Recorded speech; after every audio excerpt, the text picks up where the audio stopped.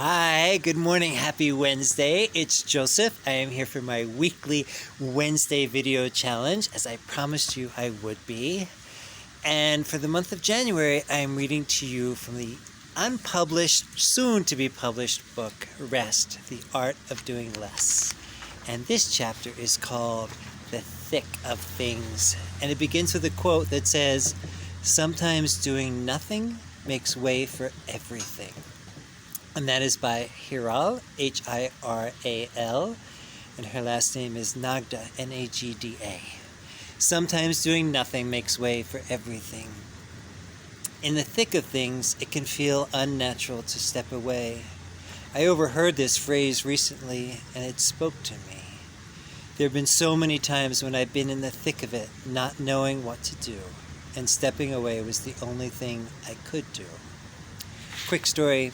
I worked for nearly a decade on a locked inpatient psychiatric unit for adults. Part of my job was to assess the patients in the emergency department. It was a job with a lot of responsibility, and much of the time I felt overwhelmed.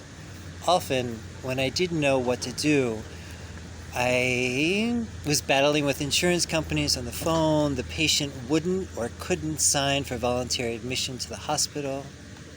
I would step away.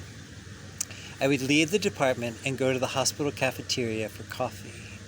Inevitably, those few moments of stepping away from the situation and allowing space brought some gorgeous clarity to the experience. When I returned to the emergency department, the insurance would have been approved, the patient would have decided to say yes to inpatient treatment, a bed suddenly opened to the local shelter or alcohol detox unit. Without fail, this stepping away worked.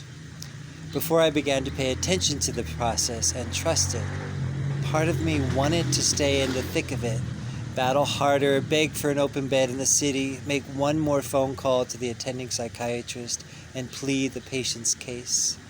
But what mostly worked was stepping away, allowing an energetic clearing to take place. And that wouldn't have happened if I kept pushing through. And then in the chapter, there's space to ponder or practice. And it says, "Today I'm open to allowing space for life to unfold.